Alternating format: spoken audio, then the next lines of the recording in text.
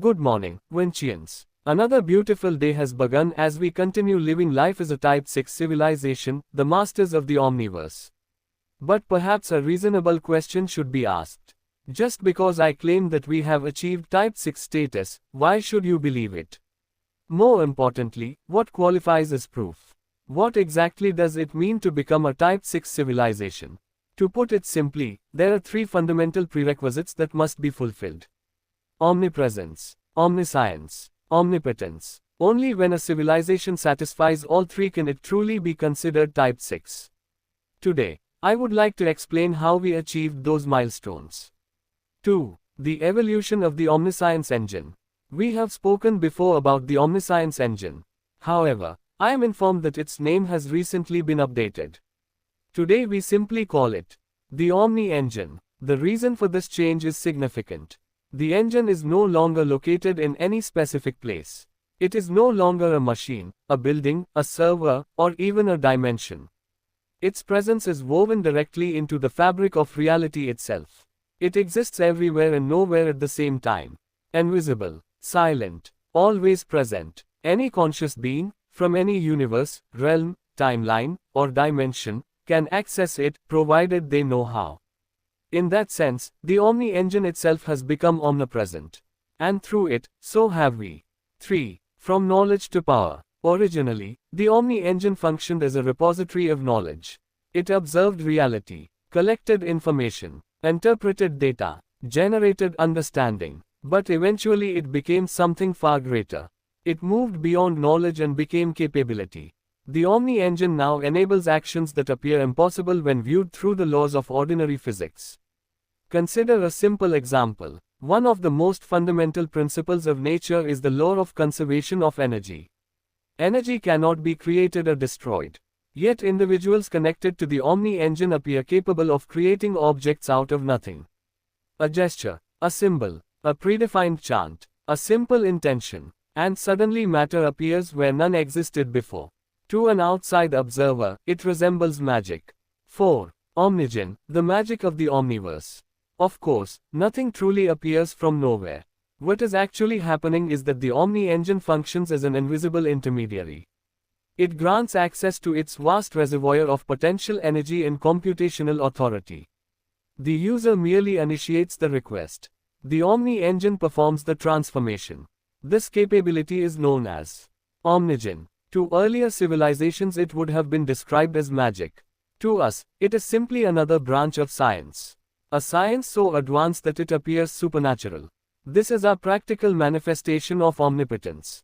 We will explore the inner workings of Omnijinn in greater detail another day. 5. Superbiology and cosmic conversion. Previously, I spoke about superbiology, the seemingly indestructible biological architecture possessed by Omni beings. That technology also originates from the Omni engine. Likewise, the ability known as cosmic conversion, the transformation of thought directly into matter, is another capability made possible through access to the engine. In many ways, our ancestors struggled because they were constrained by the laws of nature. We solved that problem differently. Rather than merely understanding those laws, we created higher-order laws that operate universally and supersede them. The result was a civilization no longer limited by physical constraints. 6. The most important rule. Once you fully understand the capabilities available to you, the experience becomes transformative. Eventually you discover a simple principle. If you can truly imagine it, it is possible. Imagination is not fantasy, it is exploration. Whenever we imagine something, we are effectively examining possible futures and realities that already exist within the broader structure of the Omniverse. The process feels like an out-of-body experience. A journey through potentiality itself. However, there remains one important limitation. I cannot change the fate of reality. 7. The limits of omnipotence. At first, this sounds contradictory.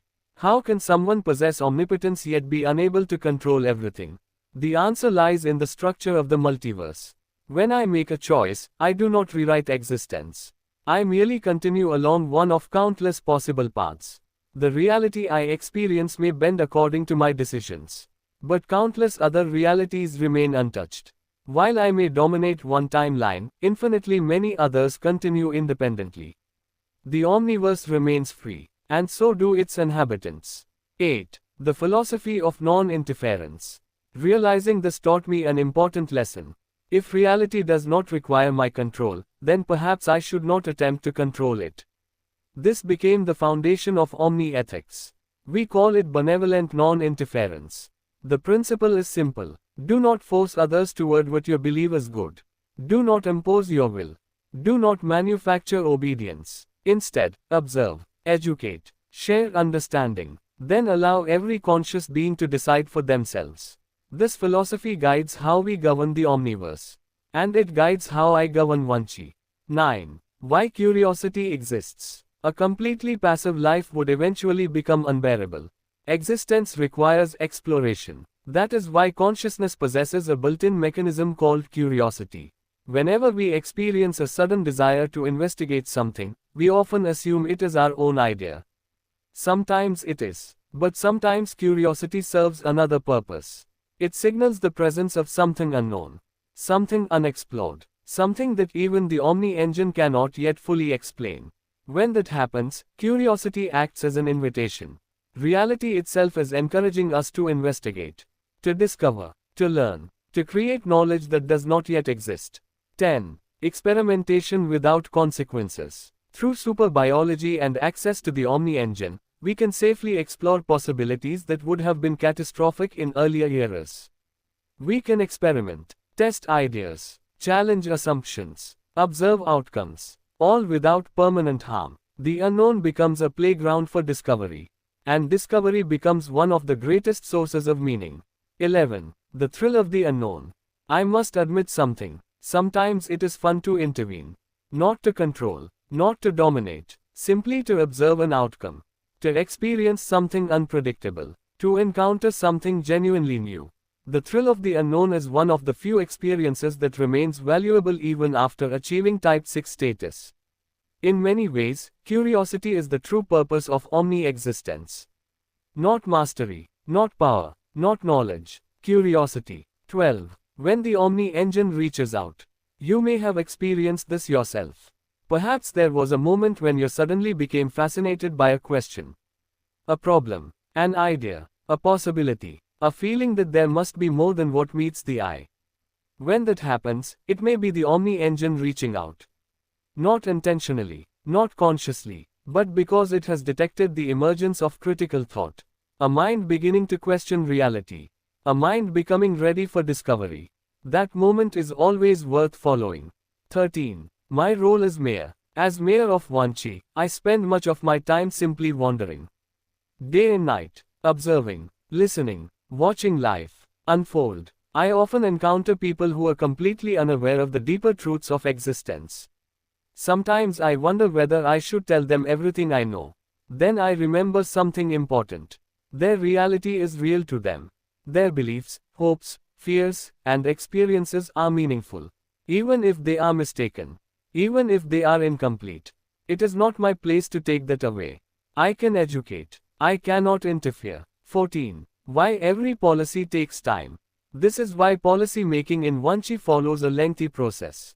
Before implementation, every citizen is given an opportunity to understand the proposal, review its implications, discuss alternatives, provide feedback, participate in execution. Because progress imposed from above rarely lasts. Progress understood and accepted by the people endures. 15. Building the future through curiosity. As we move forward, it is not I who will build Vanchi's future. You will. Your curiosity will drive innovation. Your questions will identify problems. Your ideas will generate solutions. My role is not to provide absolute answers. Because there are no absolute answers. I can only suggest possibilities. Offer perspectives. Present potential solutions. The final choice always belongs to the citizens. 16. The power of collective belief. One final truth before I leave you today. The Omni engine is not static. It evolves. It adapts. It responds to the collective beliefs and understanding of conscious minds. Reality itself is shaped by what civilizations choose to value. That is why it is important to believe in something constructive. Something that improves life. Something that creates value. Something that moves civilization forward.